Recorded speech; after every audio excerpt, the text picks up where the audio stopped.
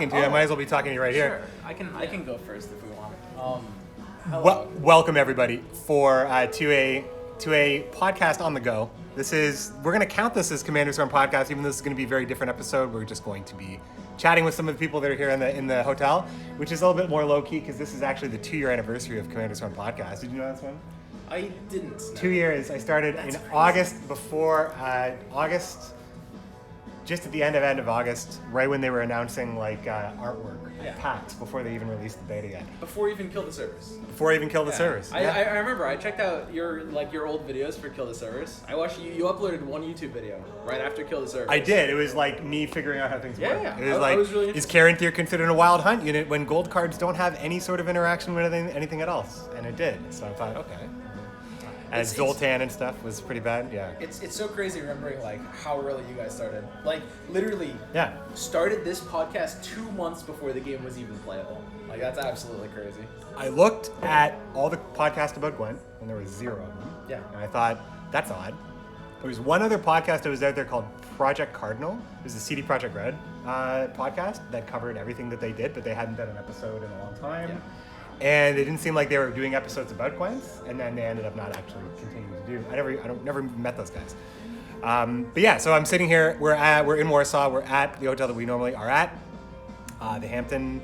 It's a hotel that we stay in here in downtown Warsaw. It is Gwent Open 6. I'm here with GameKing. Gwent Open 6. Gwent Open 6. Gwent Challenger 6. I'm here with AndyWand. Challenger 4, dude. Challenger 4. 6. Challenger 4. Getting corrected over here. Yeah, we have AndyWand. We have Swim sitting next to me. You gotta get Flake. And Flake, how many hours of sleep have you had at this point? I have been awake for approximately 35 hours straight. 35 hours. Whoa. Now, in lieu of getting sleep, you watched how many movies on the plane? I watched Solo, I watched Infinity War, I watched Deadpool, I ate a whole bag of gummy bears. I ate a whole bag of chocolate-covered almonds. I watched you sleep. Yes, I got a good amount of sleep. Yeah. I tend to sleep on these flights because it's a comfy place. Sometimes when I sit and do nothing, it just naturally comes over me that I just sleep. I don't know, it's not much interesting. I've never... Feel this pillow. This is crazy. I think I've never traveled with a plane without sleeping in the plane. It's never happened. Never traveled without sleeping. Me too. Yeah. It's just not a smart thing to do. You gotta sleep. You got it. You go in the plane tired. That's what you do. That's the efficient way. Go into the plane tired. Yeah. I'm not even sure how well you guys can hear this. Hopefully it's pretty good, and hopefully you're not hearing too much of the hotel kind of elevator music situation. I'm gonna angle this a bit. You guys want to pull your chairs in, actually? That would actually make this feel like we're actually having a nice conversation here. Because I do want to talk to you guys about the event, as you all have had kind of various, in various stages of Gwent have been kind of involved. So if you don't know, GameKing here won Gwent Slam #1. Right? It was #1. Gwent Slam #1, but also played in Gwent... No, Gwent Slam #2. Two, because Gwent Slam #1. Freddie won #1, right. Because you got finals and went together against Mogwai, and then finals in #2 against Freddie, and then finals again against Freddie again, and you beat him, right? I think No, not Freddie. No, against Metrams. Yes, the Gold Weather master at the time. So you've seen every facet. You've been to an Open, you've been to a Challenger, and you've been to the Gwent Slam. So as far as being part of the tournament scene and seeing all different levels of it, what has been the best part of your last year of competing with Gwent? I'll start with that question. I think the best part, or the best tournament so far, I think it was for me, Gwent Challenger 2 at least. I think the location was extremely amazing there, and even though I lost in the first round, it was still the best event for me. Because you lost against Life Coach at the time, who said that he was preparing for your lineup. Yeah. Did you? You are playing, and AndyWand is also playing, so we're not going to talk about lineups or preparation too much. But I'm curious if you took measures. I guess kind of a yes or no question, but taking measures to make sure that something like that won't happen again. Maybe some surprises in your lineup, some spiciness as you are known to bring. I think back then I also spoiled some of my lineups. Like I said, I practiced with Arzikov, and then Arzikov played before me, and because of that, Life Coach spectated Arzikov, and then maybe he could know, he plays this and that card, and I won't make that mistake again. I won't tell if I practiced with someone else and do this. Okay, and it's good. And tell me about the qualifier coming back. How close was it? Who's your final opponent was Ether, right? Because you play against each other. It was but you're a Chinese dude. A Chinese player whose name maybe didn't translate very well, but well, because we can't really reference them if we don't know how to say it. It's something I'm always worried about when it comes to foreign names. But so getting through that qualifier, like that was a big deal, right? Like that's you got in through a qualifier as well for one of the Gwent togethers. I mean, for me, for Gwent Slam. Gwent Slam. Gwent Slam 2, the one he won. Yeah, exactly. Yeah, exactly. Right. I've pretty much had the same path, just not as many events as GameKing, right? I was at one Gwent Slam, one Gwent Open, and this Challenger. Right. And so I've seen like every location as well by now. Yeah. So like between the two guys, like, and I guess in Swim you've played in tournaments as well. We've played against each other in tournaments, so we've played way back in the day. We've played like the long days of tournaments. How do we feel about how much time these tournaments take? Like, do you think it's a fair trade to ease back a little bit on the pro ladder and ease back a little bit on your ranking, but keep within the tournament with the confidence of making it, knowing that you're investing that one big block of, 2 days, to a full weekend to get that qualifier? Or is it just better in general to push for the top 6? Like, how do you feel about those options? How do you feel about the qualifier in general? I mean, let's just have a conversation about it, because it takes a lot out of you to do these tournaments. Push top 6 to be able to play in this challenge. And if you like want to lose the challenge and concentrate on getting top 6 again, you basically end in an infinite circle and just qualify, lose. So you basically... I think it really depends on the situation you're in. Like, I think going for the I'm gonna win the qualifier strategy is a bad strategy. Like, if your plan is I'm just gonna sit down and do nothing play enough to qualify for the qualifier. Play Which enough seems to weird, qualify for the qualifiers and then plan on winning those is not a good strategy. If you end up playing of course you end up playing the qualifiers if your goal of finishing top 6 if you didn't make it, you of course should play in the qualifiers. It would be dumb not to, you know? Taking those 2 days off is definitely worth it for the shot, because if you almost got top 6, I'm definitely gonna say you're more likely than anybody else to get through the qualifier, you know? That's just it. So I think best thing is to decide that right at the start of the season. Am I a guy that is like, maybe you are studying and you're like, but it's not a semester where you like have a lot of pressure on you and all the time. Maybe go for it, you know, play 2 or 3 days every day, and if you think you're talented, go for the qualifiers at the end of the month. But don't expect to have like a greater chance at like 15 to 20% to win the qualifier. Anything other than that would be ridiculous. 15 or 20 is generous. How many rounds are these? I think. Both days. You get the 8 rounds to start, and then you can. Depends if it's Challenger for Open. A qualifier winning guy is either one of the 10% to win guys or one of the 90% to a single series. Yeah. I mean, guys like if guys like GameKing, Tailbot playing in the qualifier, you have to have expected value of finishing a single best of 5 series with like 80-90%. Yeah. Like, otherwise it's not going to work for you. No, it needs to be. Yeah, it almost 80, needs to be more. 90. Right? It kind of needs to be 90. If it's 8 rounds, that's 1 to 200. And then you are allowed 256 if you ever want to win a tournament, like literally, if you go into the qualifier and think your expected probability to win a single best of 5 or best of 3 series is best of 3 is, by the way, just note, is ridiculous and you should never do that. It's strategy. for sure. It's no strategy. Yeah. I mean, we've broke down with Muligen actually. We've broke down every single Hearthstone and Gwent. I know it's getting a little bit weird there, but Hearthstone and Gwent tournament we played best of 3 and best of 5 in, and compared the win rates we had. Okay. And best of 3 was just like 55 for both of us, around 55%, and best of 3 was 55, and best of 5 was like, for me it was like 80 something, right, and for Muligen it was like 90. Just like It goes exponentially. Yeah.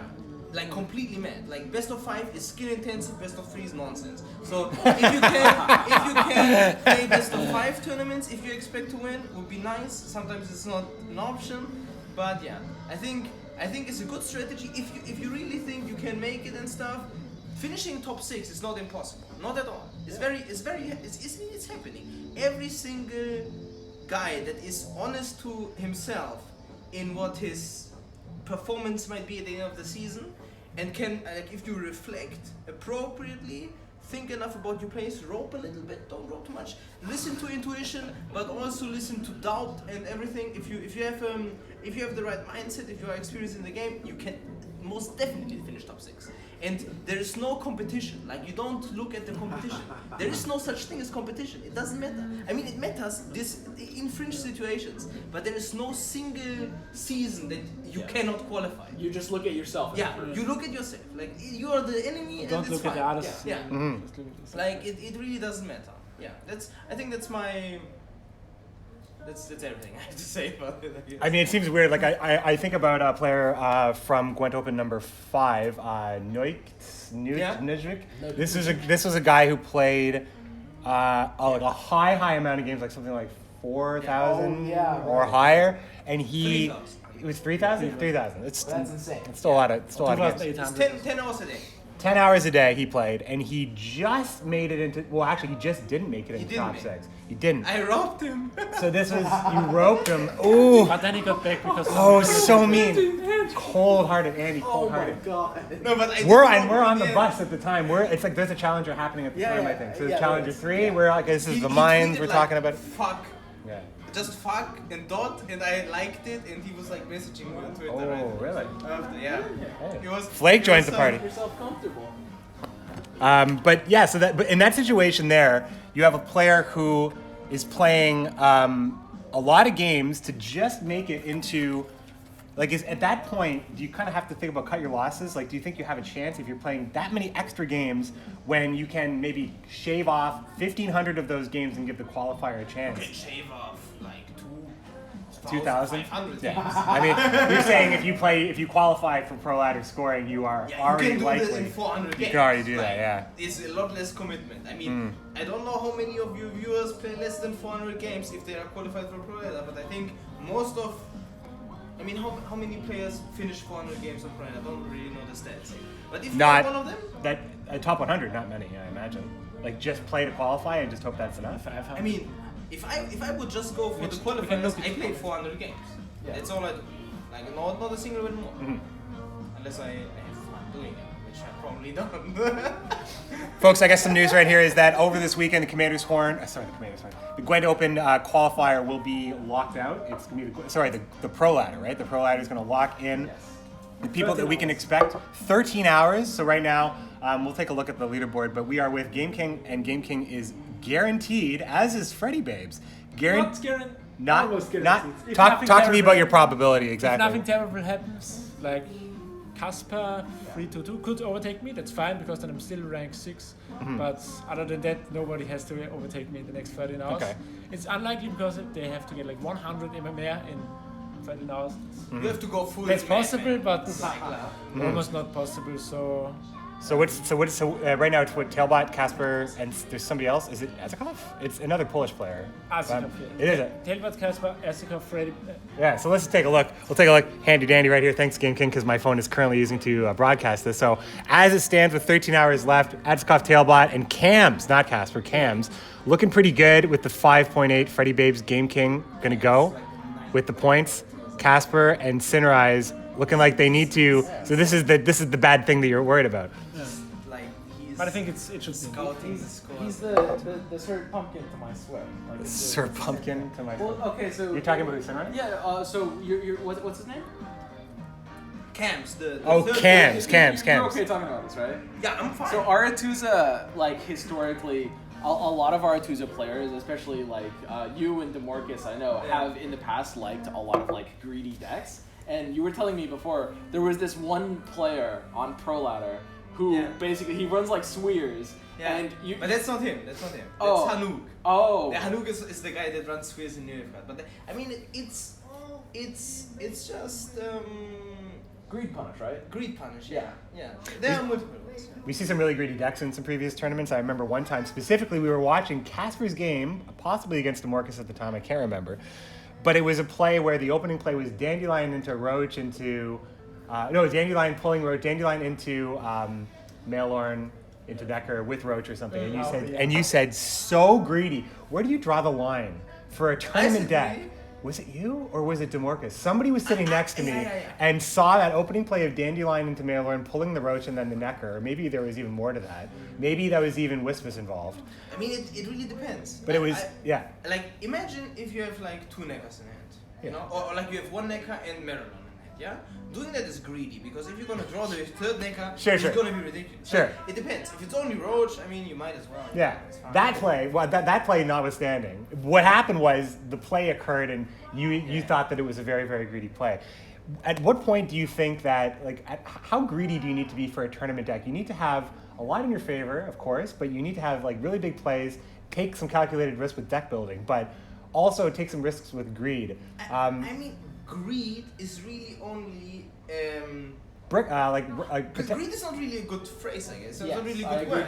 Because consistent. Greed, well, maybe we could talk about what greed means in this context here. We're talking greed about. Means, greed is good if your opponent actually doesn't have the answer. So, like, playing a tall deck, for example, is in fact good if you don't run into Scorch. Yes. You know, like, it's by definition good if it's actually not happening. Playing Nex is good It's if you always don't good. run If into it's your always alpha good. compression. Like, it's by definition is always good, but just being greedy for no reason, like just going full greed, is like there's no purpose, you know? It's completely different. You look at the matchups. Do I need Roach? For example, in Consume, okay? I'm gonna just give it away. I don't run Roach in my Consume deck. Why? Deck leaks. They're gonna see it after I drop my first goal. It's gonna be fine. Leaks, okay, leaks, guys. Because do I need my Roach to get pulled out for Do I need points? 350 points or win against 355? to win against the common matchups? Do I need to beat that? To beat Dagon? To beat Foltest? Do I need that? And the answer to that is just the question, you know. And the answer is no. So that's why so maybe Roach alone, in the example that I gave you, Roach alone was the example that made you say greedy, because you find Roach is a greedy card. Yeah, it's unnecessary. It's an unnecessary card that puts you in a position that can hurt you if you draw Roach, or you get Roach, Vilgefortz Roach, or anything like that, but it gains you 4 on a gold play. Yeah. So you may say that it's not enough. So people play Roach because thinning and consistency is also good. So there's different things that Roach gives you. But Roach, you think that Roach is always First of all, good. the thinning doesn't matter. Thinning is fucking absolutely nonsense, unnecessary. You have Gales.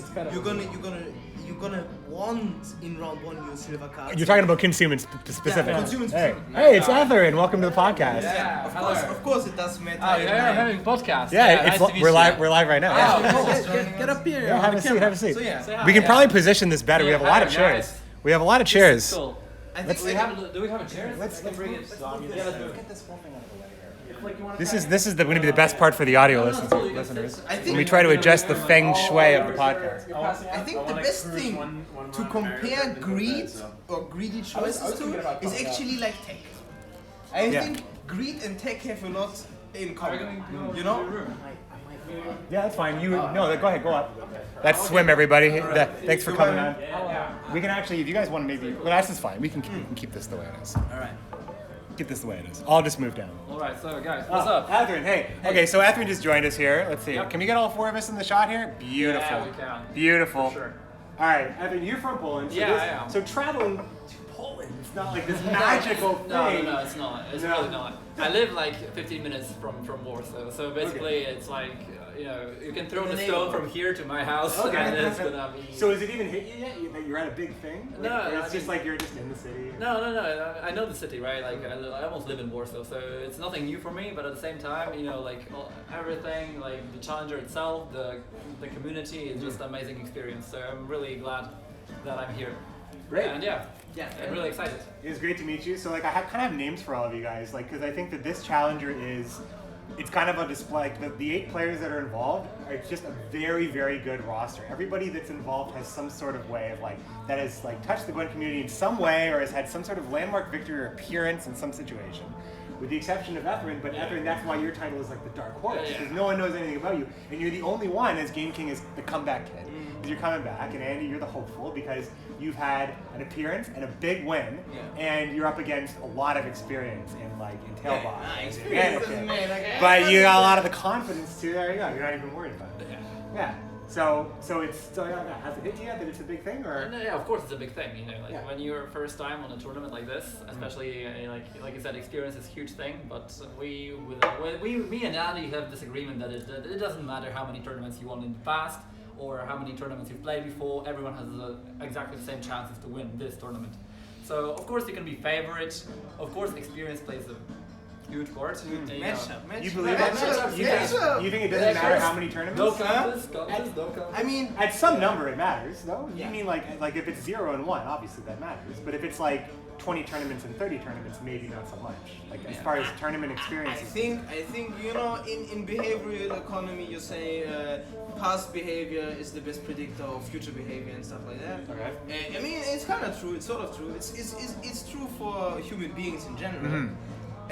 But Just worried about the microphone. it maybe was even more relevant if you predict like the next 100 tournaments, But it really only matters in the big sample sizes, because the one-offs, the one-off matchups, the one-off series you play, they all just in this moment kind of thing. I think it depends more on like matchup, the tree, the mood. Like even I think I would take a good mood and a good feeling over experience. That's one. You go in and you feel like everything's going your way. Like it's any time, like it's like for me, like when I want to grind the ladder, and it happens with streaming too sometimes. Like when I want to play, if I really want to play, and I'm like maybe I've won like a couple games in a row now, and I'm in the zone, I turn on my favorite music, and then I feel like I see moves ahead. I see clearly now, right? I see moves ahead. I can anticipate different things. I can see the risks. I'm just completely zoned in. Yeah. And like playing in a bad mood is for Gwent. Like I don't know. I can play some games in bad moods. Yeah. I don't play them for very long because I'm probably not having fun no matter what it is. But Gwent is a game that I actually have to actively avoid if I'm like in a tiltable state. Yeah. Because I feel like in most times when you get mad, like, the person you get mad at is often yourself.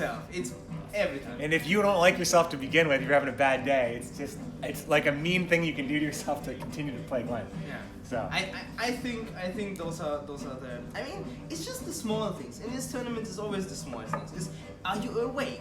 Do you feel? Are you awake? Are you even Are you awake? alive? I mean, sometimes you just sleep. This is just some.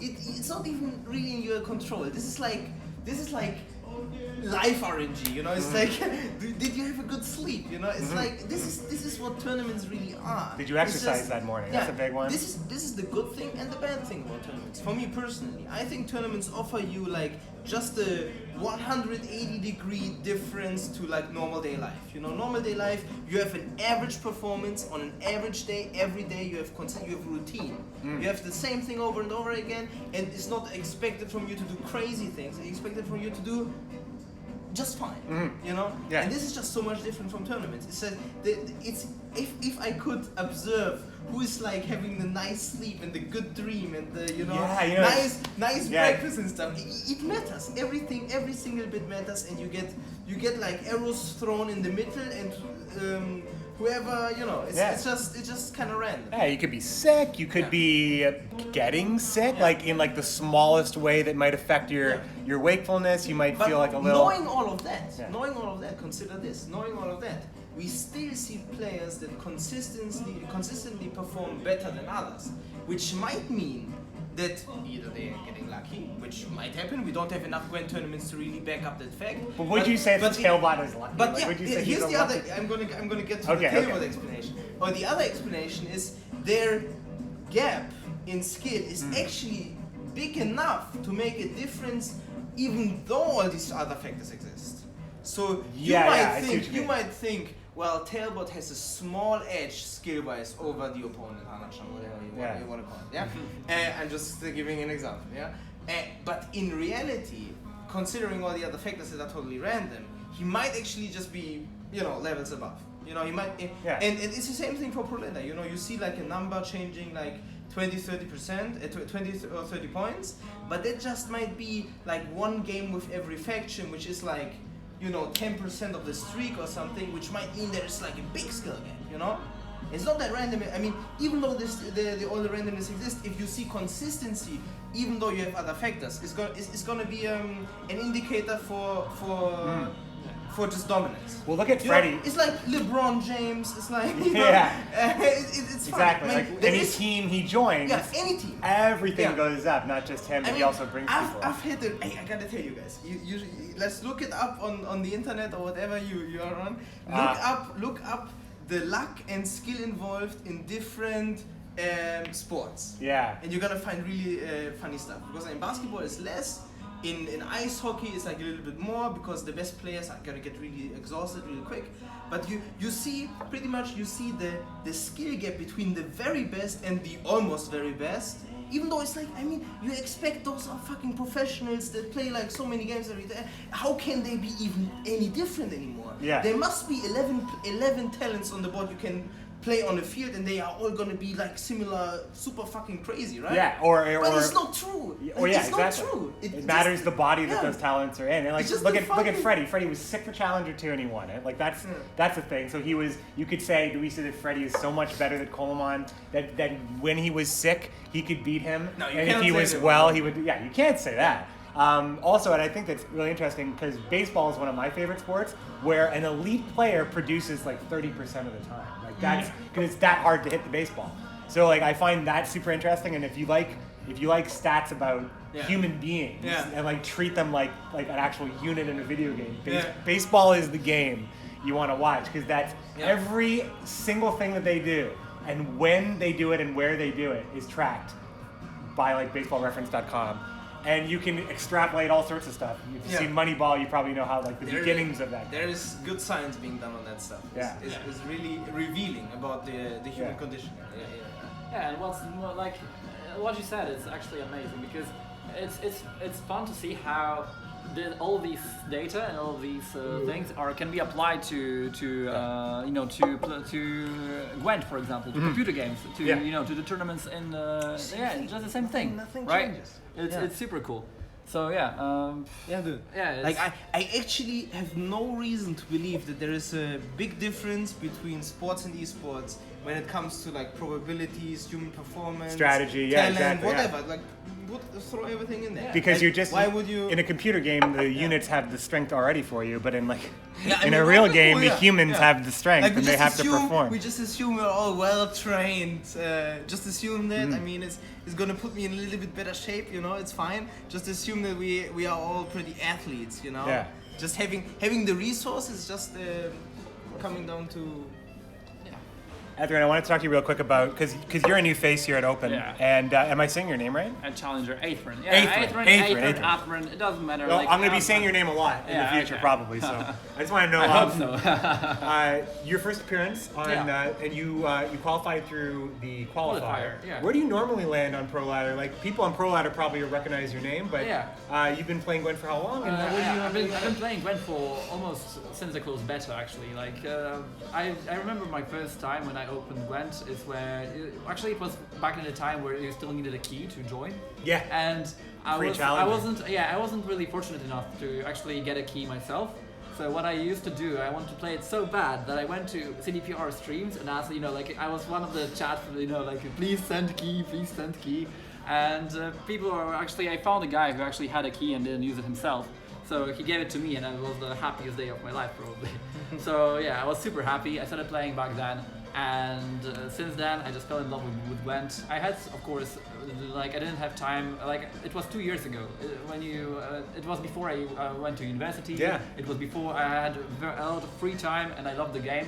And then a lot of stuff happened where I had to drop, Gwent out for a year almost. And then I came back after midwinter patch, and I still loved Gwent, and I went full ham on it, and here I am now. Yeah, well, it's it's very hard to actually, if you want to play something no matter what you do, if you want to become one of the best, in my opinion, you have to commit all of it, all of your free time, all of your free effort, and just go and do. If you think you can do it, just do it, right?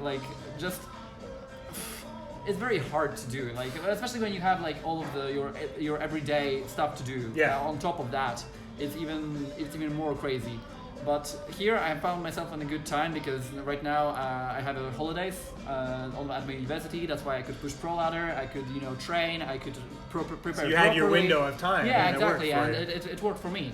Otherwise, I wouldn't be able to do it, and I'm really happy that it's worked out because that's my only chance, of being in a tournament like that. And it's I just I'm really happy that it worked out, and I hope after this challenger I'll be able to push it forward, and that's what I tend to do. I just win. Just win. That's my plan minimum. That's your plan. Is that your plan for this one? Just win. Yeah, just win. Just win it.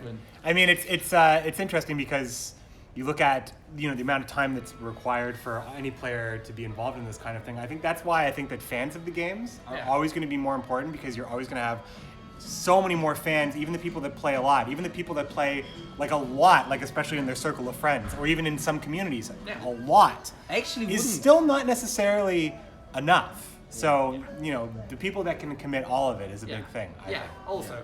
And it's like sometimes, of course, it's important how much you play, but also the quality of your practice and your games. It matters a lot. You can see on an example of Tailbot, for example, when he takes, in Pro Ladder, he takes every single game seriously.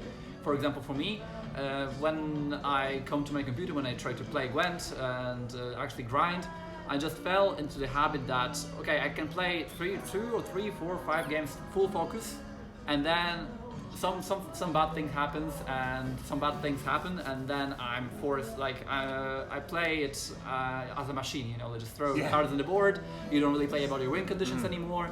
Your brain doesn't actually count. Well, it counts properly, of course. Math is not hard, but sometimes you don't see the plays of your opponents. It's not hard. Yeah, you heard it. And it's really good habit of good players, of best players, to actually take your time and think your each move, in advance, and play around your win conditions, because it's also a very good thing. Like sometimes you might think, okay, I lost the game, no matter what I do, I just play the card. But then there's just this one window where you can see, for example, my opponent might play, for example, Aglaes instead of Shoop as the last card. What can I do to provide it? For example, I have Asire on hand. Maybe I can shuffle it back in, my spells. So Aglaes can be Good bricked. example. Yeah.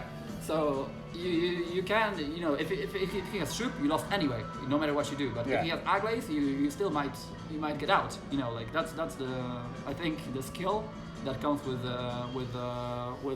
practice, right? And Still the victories, man. yeah, at least then if he has Shoop, at least you tried, right? And so that's a good thing. We're gonna just move on. I just want to ask GameKing a quick question here. Actually, GameKing, you want to swap seats with Ethan just so I can keep this set up here?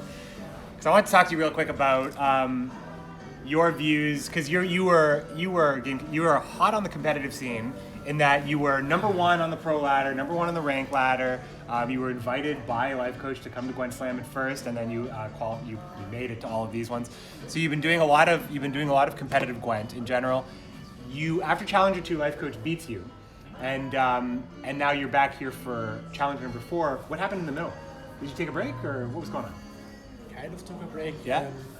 Instead of normally in every 2 months I play like every pro ladder season I play like 1,200 games. It depends, plus minus 300, and I got down to 700 games.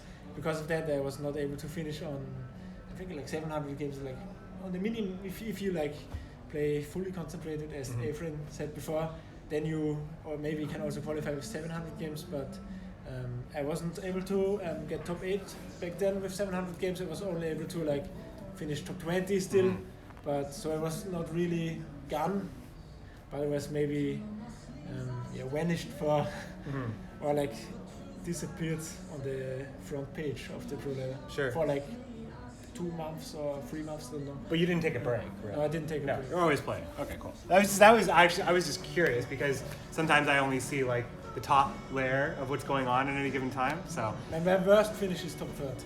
Okay, so you're still very committed to playing Gwent and being the best there is. So homecoming coming out, you're going to be there at the front, making sure that everything's very competitively Gatekeeper. viable. Gatekeeper. How do you guys feel about, I mean, this is kind of like non-news. Sorry, I'm moving the camera right now.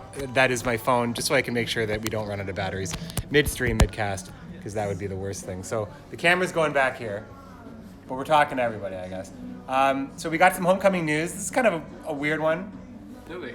I mean, it's not really homecoming news in that we know that it's going to be like a standalone game altogether. It's not going to be within the Gwent client. It's not going to be single player. No, it's Thronebreaker. It's its own separate thing. Like, I don't even know if this is like a forum where we can talk with any sort of experience about why something like this would happen or how it could affect things, but it's interesting that they decided to do this standalone thing as opposed to tie it to Gwent. Where do you think, anybody can answer this one, where do you think separating that is going to help them kind of market Thronebreaker? It seems like they're marketing it as a new Witcher game with Gwent mechanics as like the backbone, whereas Gwent is its own single player thing.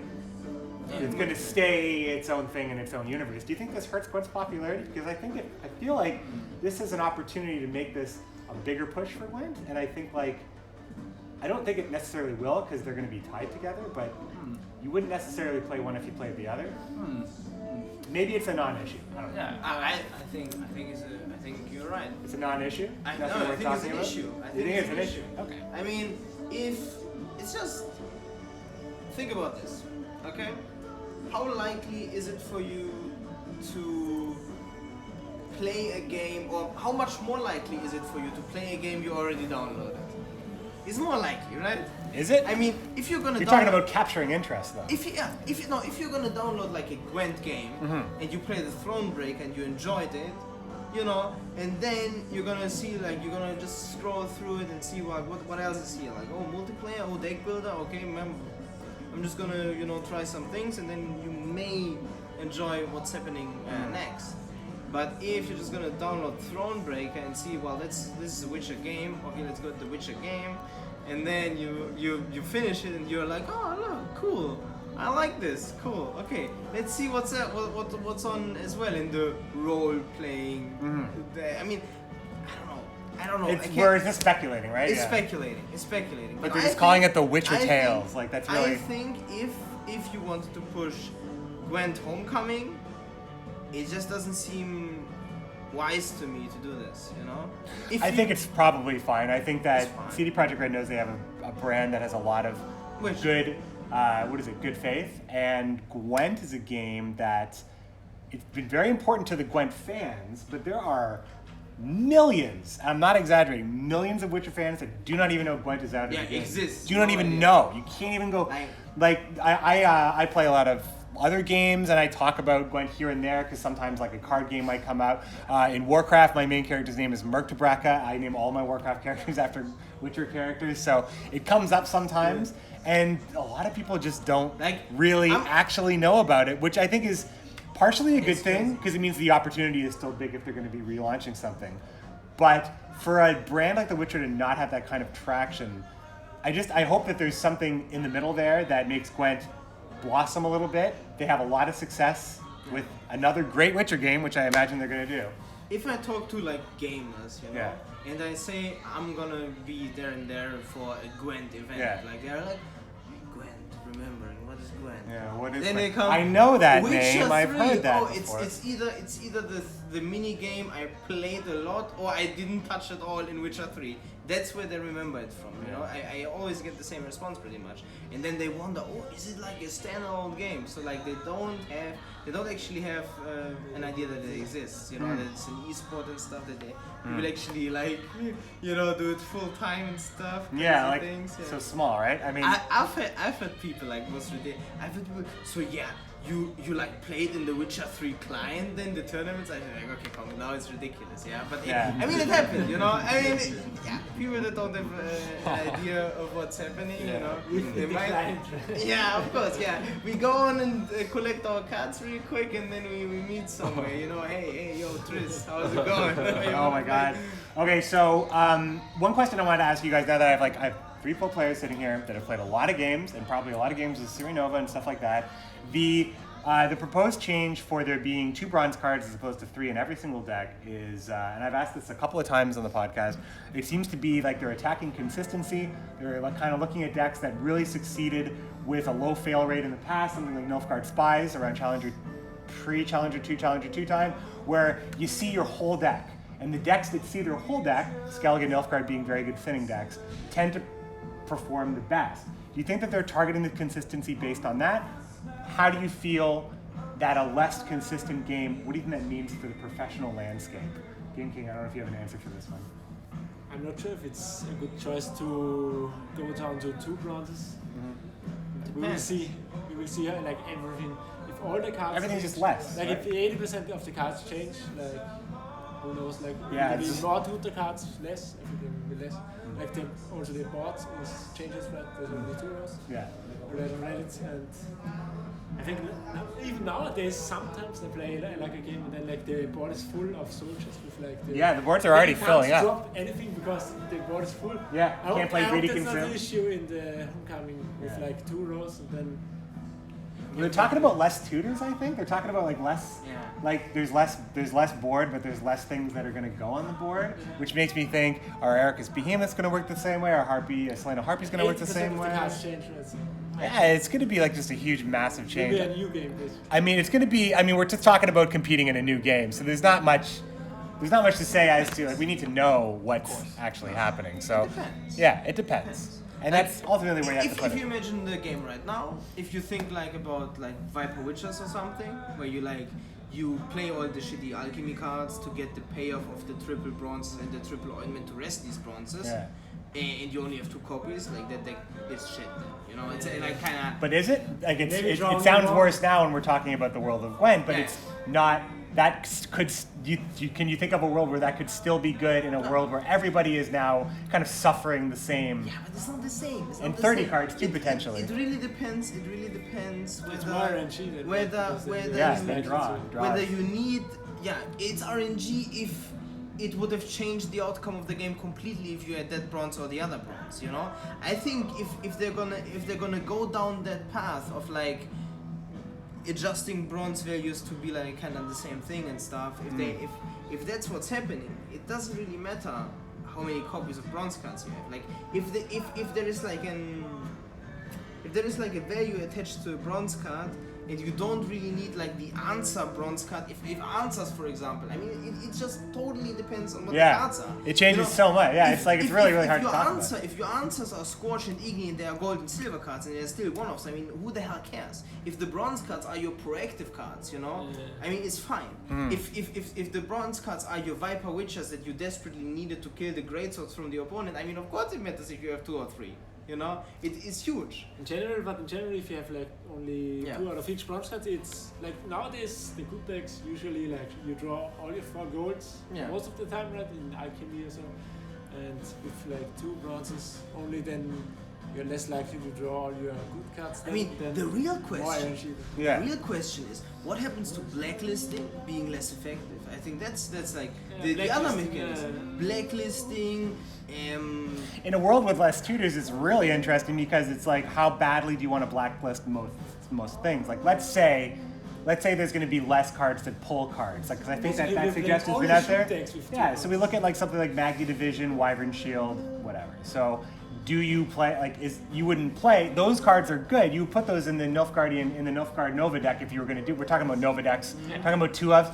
So you would go ahead and you'd put the Magni and the Wyvern Shield in. And you'd also put in the Recruit to get the Magni out, which gets the Wyvern Shield out. And that makes your deck that's a little bit more bulky, a little bit better.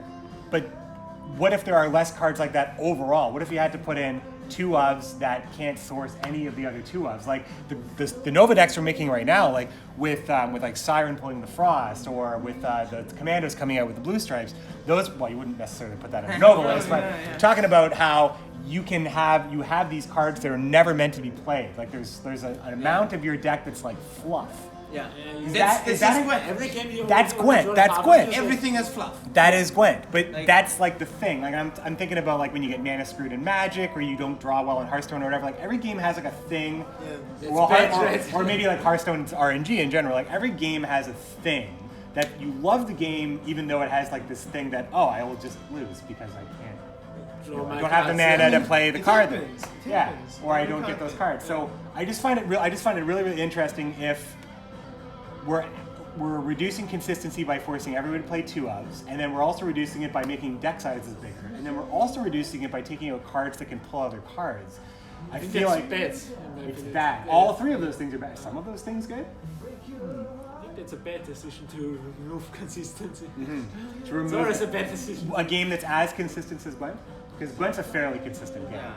Yeah. It depends on a lot of Then you will just draw the half of your deck. Yeah. I thought we were doing pretty well in that regard. Like I think one of the issues Gwent is actually not suffering right now is being too inconsistent or too consistent. You know, like I think I've fine at the moment. Like I said, you're mad at yourself when you lose sometimes, because often it's something that's within your control. It's not some wacky, crazy, maybe a wacky, crazy tech your opponent had, but oh well, that happened. I mean, pretty much what you don't want to do is like you don't want to have it rock, paper, scissors. Everything is 100% consistent. Matchups are predetermined, right? Yeah. That's the horror scenario because nobody wants to play that. I mean, then we are just conceding to when we see the leader. You know, I had that in Hearthstone. If you guys played Hearthstone in any past, you know, you're gonna run Control Warrior, and when you see Quest Rogue, you just escape enter. You know, it's what happens. Sure. It's what happens. So rock paper scissors is the horror scenario, but we don't like. It's about the ladder experience, not about tournaments specifically, right? It's what the audience sees. The average player playing 10 games. And what is that like? how many matches are you conceding right now? Like I don't concede a lot. Like we don't concede anything. I concede zero. Zero, exactly. Zero unless it's like Sabbath and I have no answers. You can win any matchup. Yeah, because you have 3 rounds. That's why it's so good. That's actually kind of a rare thing and an underappreciated thing in Gwent that people like kind of don't see. I guess I don't know. Yeah. You only see it if it's overpower cards only help you win 1 round at a time, and you need to have more than one win condition. Your opponent can't mess with it. Yeah. Unless you play A-Rush, then you cry. Unless you play Adrenaline Rush, and then, well, that's kind of an abuse, right? We all agree that Sabbath is a card that... We all got abused. It's not so much that Sabbath is broken, but there's too many cards in the game that break it. Yeah. No, I mean, this is not the game, but these are particular card designs that are binary. You know, I mean, if you like, Sabbath is one of them, Spice is one of them. Have them or not have them. You know, coin flip is kind of a binary thing. One is that's like one of the. It's like must be like the hardest competitive thing to solve. Yeah. I mean, you have a couple. It's like you have a road of consistency you're walking down, and then there is a couple left and right. You know, like I'm going down the losing road. I'm going down the winning road. You know, the first thing you start the game, red coin. I'm going down the winning road. Yeah. You see the spell. I'm going down the winning road. Hey, it's Jaggerous. I'm just saying hi. We're live, by the way. Just so you know. Oh, I'm getting drinks. That does not look good on me. I'm not even wearing shoes. Oh, hey. Don't worry, the cam can't see your feet. Oh, wait, are you gonna get banned? What? Jaggerous, show her to break. Don't report Jaggerous' bare feet, please. Yeah. Pretty sure that won't get us banned. This is. It's a very casual. This is the most casual podcast I think I've ever. Because this is releasing as an actual episode of the podcast. Oh, like your live streaming and everything. 2-year anniversary. Yeah. Aww. That's fun. That's fun. You want to Well, grab a drink? I'm grabbing a drink, but I'm playing Mario. You're going back up to America. There's a huge Mario Kart party that's happening in this hotel. You can join. Yeah. Well, when we wrap this up, Everyone. we're all going to be You guys in somewhere in chat, this room hotel. 514. Let's go. Oh, God, what? I mean, I'm looking at. I'm looking at the time on the recording. We're at about like 50 minutes, which is pretty good. Yeah. But I do want to talk to you guys about a few things before we go.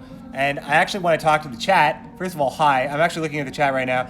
A lot of decisions seem way different from current perspective. Need to wait from. Yeah. Anyway, I see a lot of people. Oh, Matronos, what's up? Mythic Pilot, how's it going? Lysander. Oh man, Shadow Chick. It's like I see like the stream. Like 4 people that just wrote are people that are fans of mine, and I'm fans of theirs. But if you have any questions for 3. The gold weather king. What's that? Matronos what? Gold weather king.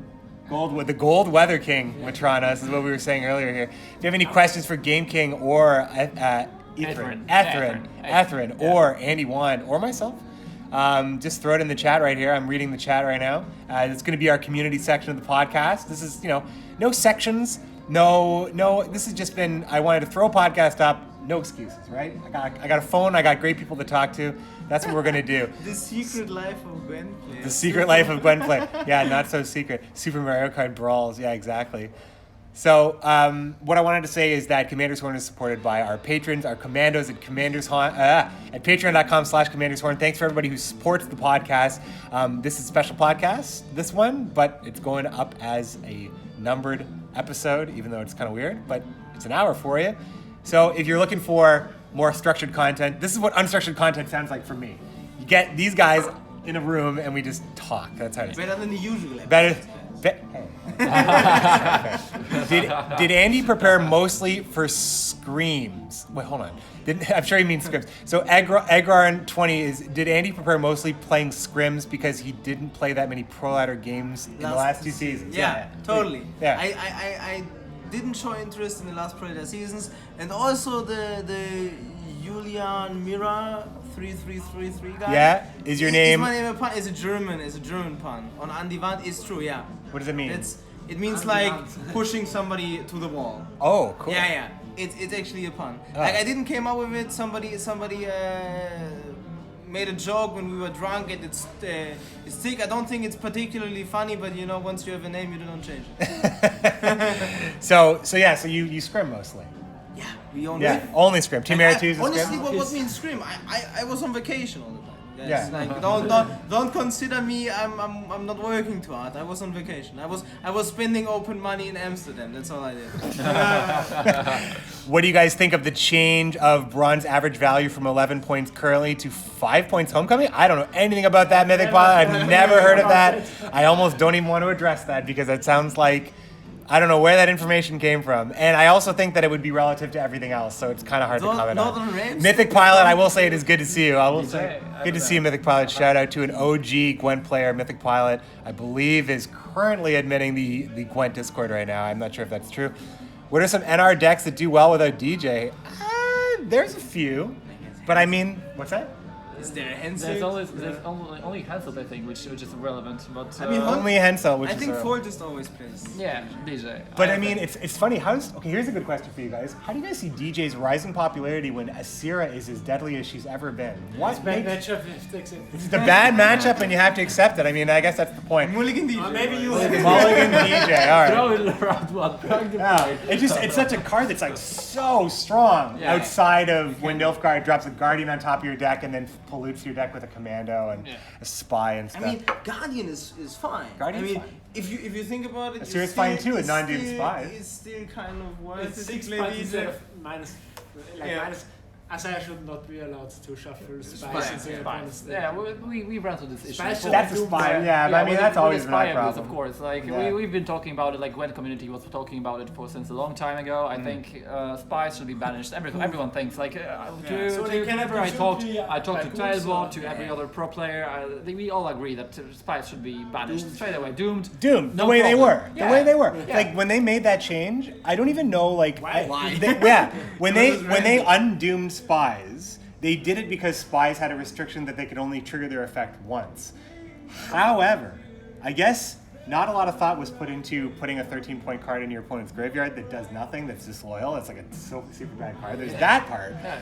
But also that they never really... I know they said they weren't going to change anything, but man, this one proves that they weren't going to touch anything. Hand buff Nilfgaard seems a little extreme. Seems like it's tuned higher and does things that, even if it's beatable by the best players, makes like low ladder players probably absolutely miserable.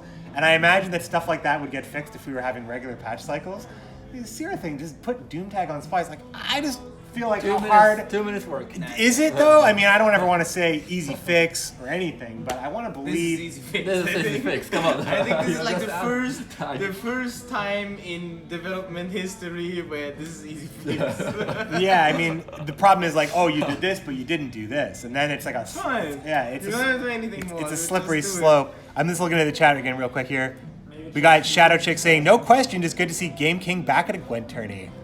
Looking forward to seeing his decks. I am also looking for insider knowledge, I know his decks. But I am looking forward to seeing his decks in action. How about that? It's a question for Jaggerous, but she got drinks and went back up to play Mario Kart, but she was officially on this podcast. Not a lot of thought was the situation for a lot of thighs. MC on, I believe you, even if that's probably not a typo. Silver Spies for sure. All right, guys, we're coming up to almost close to an hour. If you guys have any other, questions or anything you want to say, we're going to wrap it up here for episode 90 of a on-location, very loosey-goosey, not even well set up for the viewing experience, Commander's Horn, in which we had 3 pro players, plus Flake, plus Swim, plus Jaggerous for cameo. Not bad for our 90th episode. Plus McBeard. 90 episodes, man. That's 10 episodes away from 100. Clear your calendars if you mark every Thursday from now. Yes, because I never miss dates. I think we're going to wrap it up here. Will we see Spice on the weekend? Did you bring any Spice, Etherin? It's a yes or no question. You don't have to expand. Ooh, can't even answer that. Andy, do you have any Spice? Nah, I can't say that. No, you can't say that? GameKing? Whoa. I mean, that's actually the answers that I wanted. We can only talk leaders, right? Only talk leaders. Yeah. Oh, but you have talk leaders? Yeah, we talk leaders. Do you guys want to say your leaders? 5 Arachas Queen. Wait. Like, Do you guys want to say it? Does it matter if anybody, if Doesn't the matter. world, I if don't the think public it matters. knows? Nah, it's fine. I mean, So you guys are going to say your leaders on the air right now. That's going to get out it's there. fine. yeah. You don't care if anybody knows. Spice confirmed. What? All right. Well, I guess Etherin, what do What you? did you bring? Well, We're not going to elaborate on this conversation Yeah, because just that's when the that. pro players are like, "Ooh, yes, Ooh, this yeah. is we're orchestrating a decision." Yeah, It's yeah. gonna be. So I brought Poultist, I brought Dane, I brought what else did I bring? Krag, and I brought what's the last one? Jan Calvi. Yeah, Calvit. Yeah. Good old Calvate. Yeah. And Andy. Emir, Foltes, Krag, Arachas. Okay. I mean, it doesn't, with just the leaders, it I doesn't sound that you know, special. that's All right. Jan Calvi, Foltest, Krach, Arachas. No Squirtle. There's but nothing. There's one Squirtle in the entire Do you think? Oh, because you guys know what the leaders from everybody. Yeah. So this is not news to anybody. No. Really? Yeah. Yeah. About the Squirtle. On the table is One. Yeah. Okay. Well, we'll just say it then. I don't know what I got disseminated among the players, but Gruber. yeah, one player brought Squirtle. One single person brought Squirtle, and it was who? Yeah. It was who? Table. It was who? Table. Just making sure everybody knows it, and I'm not the one saying it. No, table. Tailbot.